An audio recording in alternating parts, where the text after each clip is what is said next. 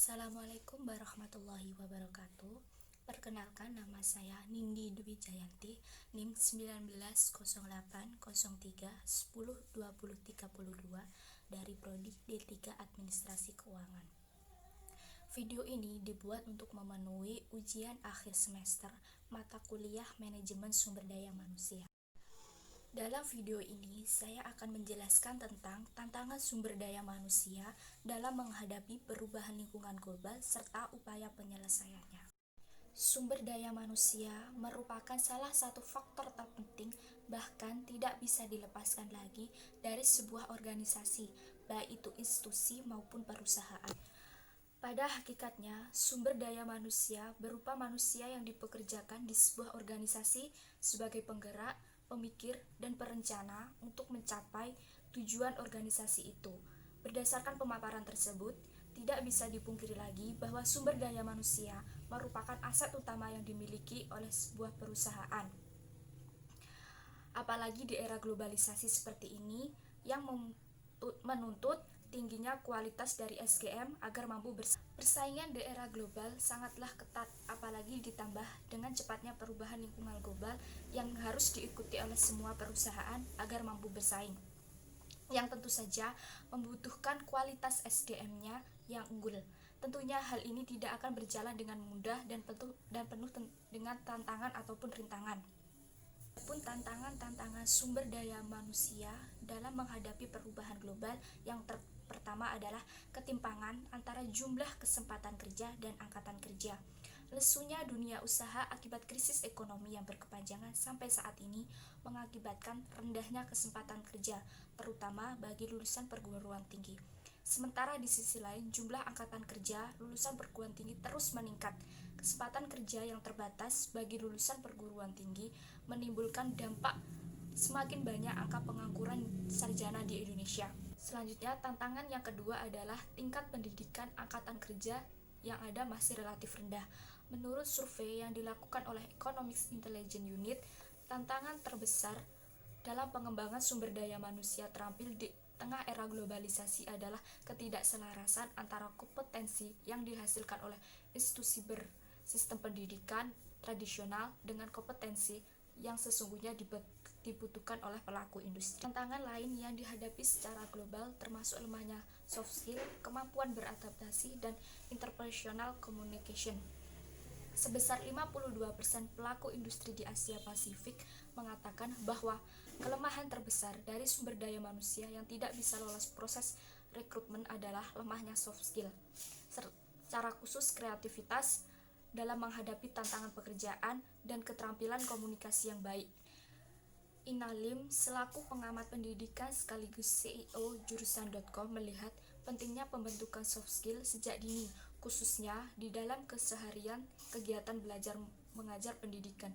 Dia mengatakan bahwa pengetahuan dan keterampilan praktek atau practical skill memang menjadi modal utama bagi setiap lulusan pendidikan tinggi.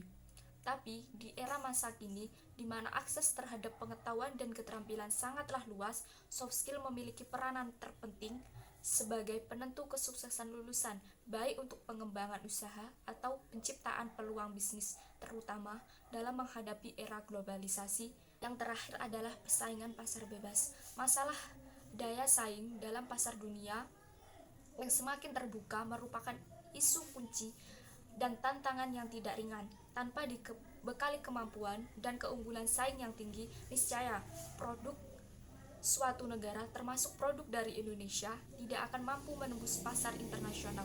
Dengan demikian, pada era globalisasi seperti ini, alokasi sumber daya manusia masih belum mampu mengoreksi kecenderungan terciptanya konsentrasi ekonomi yang memang telah tercipta sejak pemerintahan masa lalu.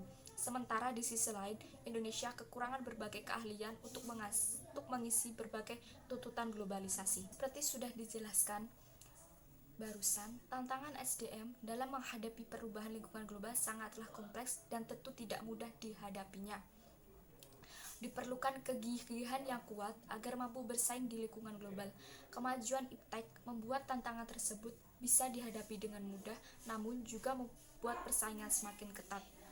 Dalam hal tantangan ketimpangan antara jumlah kesempatan kerja dan angkatan kerja, upaya penyelesaiannya bisa dengan cara pemerintah melakukan penambahan kesempatan kerja atau pembukaan peluang kerja baru agar bisa menyerap tenaga kerja. Selain itu, bisa juga dilakukan program pelatihan pengembangan kerja bagi masyarakat yang belum mempunyai pekerjaan dalam rangka peningkatan kualitas SDM-nya. Seperti program prakerja yang sudah dijalankan selama ini. Dengan adanya program ini, diharapkan masyarakat yang menerima insentif program ini bisa mengembangkan kualitas SDM-nya.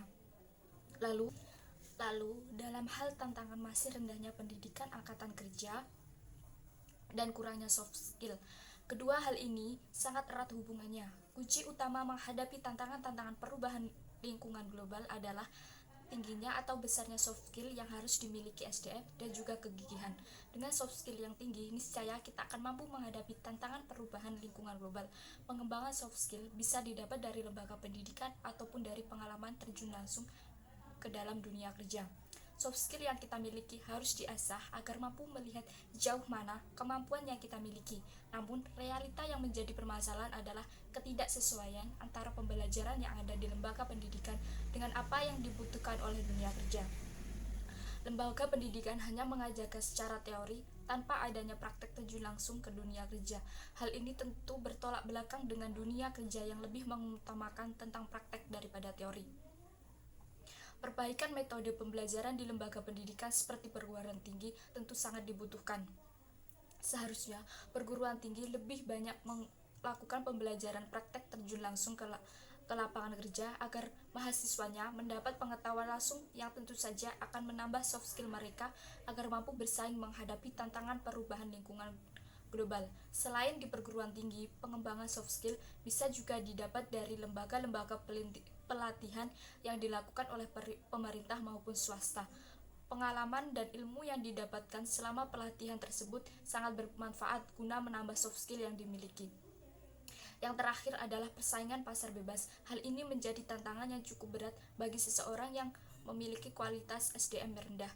Kunci dari keberhasilan menghadapi tantangan ini adalah kegigihan dan juga penguasaan iptek yang bagus agar mampu bersaing. Jadi kesimpulan dalam video ini adalah tantangan SDM dalam menghadapi perubahan lingkungan global sangatlah kompleks dan tentu tidak mudah dilaluinya. Diperlukan kegigihan yang kuat agar mampu bersaing di lingkungan global. Adapun tantangan-tantangan tersebut adalah ketimpangan antara jumlah kesempatan kerja dan angkatan kerja, tingkat pendidikan angkatan kerja yang ada masih relatif rendah, kurangnya soft skill yang dimiliki, dan persaingan pasar bebas. Tantangan-tantangan tersebut tidak mudah dihadapi. Adapun upaya-upaya yang bisa dilakukan yaitu seperti pembukaan lapangan kerja oleh pemerintah bagi masyarakat agar mampu menyerap tenaga kerja. Yang selanjutnya adalah peningkatan soft skill melalui pelatihan terjun langsung ke dunia kerja dan penguasaan iptek agar kita mampu bersaing dalam persaingan bebas. Sekian video ini, saya ucapkan terima kasih atas perhatiannya. Wassalamualaikum warahmatullahi wabarakatuh.